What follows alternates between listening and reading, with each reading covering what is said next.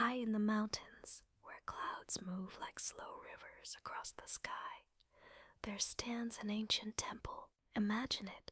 Stone walls worn smooth by centuries of wind, wooden doors that breathe with the air. The building sits unmoved by time, a still blaze carved into the slope.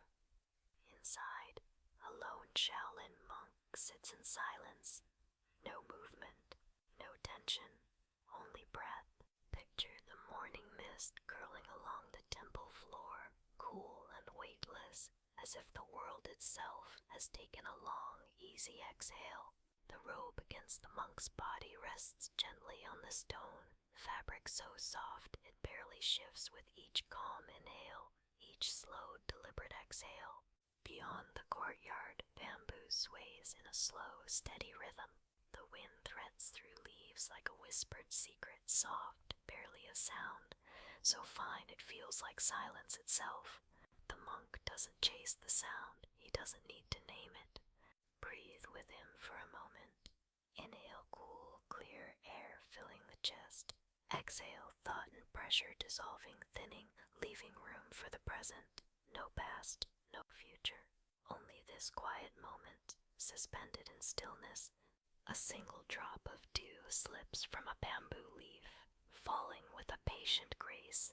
It meets the stone with scarcely a sound, a tiny ripple in the endless calm. The monk remains unmoving yet fully awake, fully present. There's a paradox there. Stillness does not mean unconsciousness. Time behaves differently up here. Seconds stretch like golden light through mist, slow and generous. Urgency is absent. Noise is absent. The world below might be rushing. Engines, schedules, endless to-dos. But here, none of those things demand attention. The wind moves again, sliding through corridors and brushing ancient carved pillars. The sound is soft and hollow, endlessly soothing. Even the temple seems to rest with the mountain. It listens. There's a reverence in that listening, a humility, stones and trees paying attention to a presence that requires nothing. Within this stillness, the monk's body grows surprisingly light. Shoulders drop like small burdens lifted by invisible hands. Muscles soften. Tension loosens like knots untied one by one. There is nothing left to hold, nothing to defend, nothing to carry. Each release is gentle, not a dramatic letting go, but a gradual untying. Thoughts drift in like distant clouds, appearing on the edge of awareness and then moving past. They're weightless, unimportant. The monk watches them without grabbing, without judgment. They pass without resistance, like mist dissolving beneath morning light. They lose their shape and vanish. The world here is vast and yet impossibly quiet. Air feels cool against the skin. Breath becomes slow and steady. Heartbeat calms, unhurried, certain. There is a steady rhythm, not imposed but discovered, as if the body remembers how to abide. This is not a performance, it's a return. Picture the sun beginning its slow rise, not sharp, not bright, but softened by drifting clouds. Light touches stone, wood, fabric, and every surface seems to accept it without alarm. Nothing demands attention, nothing breaks the calm. The day enters slowly, as if walking on tiptoes so the stillness won't be startled. The monk breathes on, slow, deep, effortless. The temple seems to breathe with him. Bamboo bends, mist curls, even the wind slows, as if honoring the silence. Stillness deepens. The mind clears into something like a lake, untouched by wind. No waves, no disturbance, only quiet depth.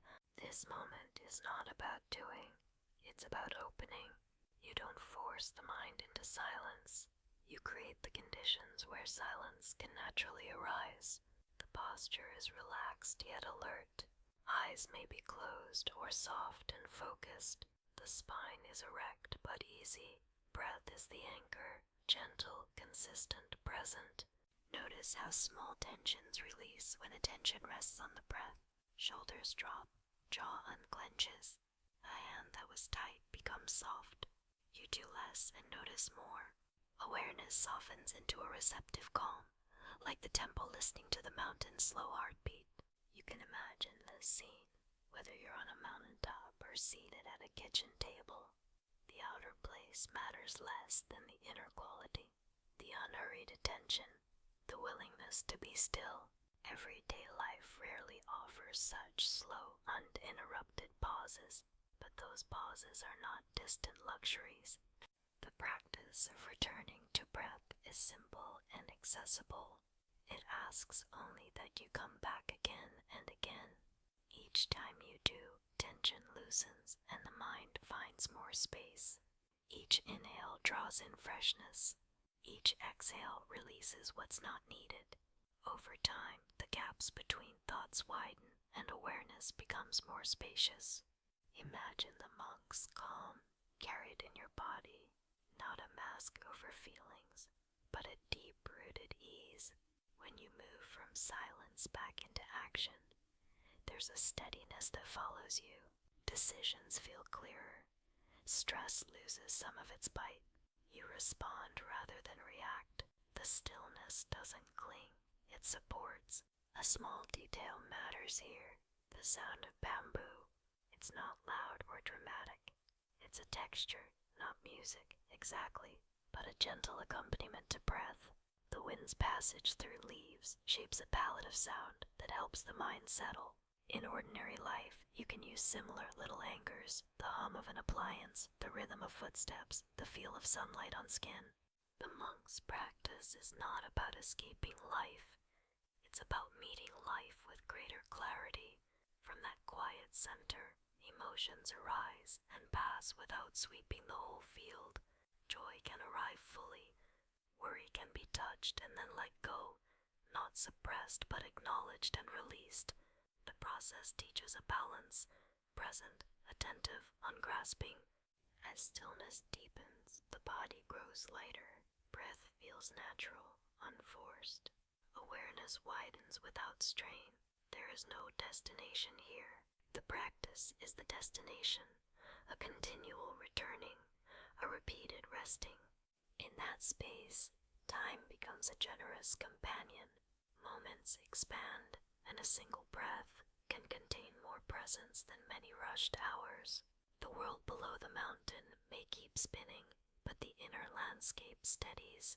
You don't withdraw from life. You show up with a calmer, clearer heart.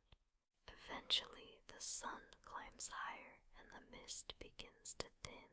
The day gently slips into motion. The monk stays present through the change. He does not cling to stillness nor rush away from it.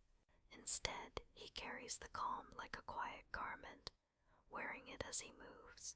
If you practice this kind of quiet a few minutes each day, maybe more, you start to notice small shifts. Situations that used to spike your anxiety now arrive with less intensity.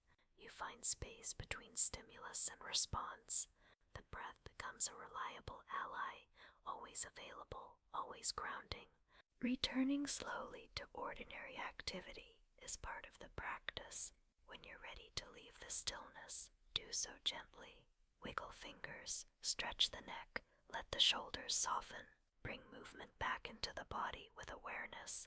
Carry the silence inside you, not as a burden, but as a steady presence. One final breath, slow, deep, peaceful. Hold that feeling for a moment. The mountain's calm, the temple's quiet, the monk's simple steadiness. You don't need to become anyone else. You simply remember this quiet place within you. It's always there, waiting. Remain here a while longer if you need. Sit with a sense of space and light. When you choose to move, do so slowly, gently, taking the silent rhythm with you. And when you return to the rush of the world, let your breathing be the thread that ties the temple stillness to everyday life. Let it remind you, nothing needs to be fixed, nothing needs to be forced. Breathe, notice, return. The mountain stands, the temple rests, the wind whispers, the monk remains perfectly still, perfectly at peace. You carry that calm back into your day. One last gentle bell, a soft chime to signal the end of this moment. Take one more long inhale, and then, with a slow, kind exhale, step back into your day, quieter, steadier, a little more awake.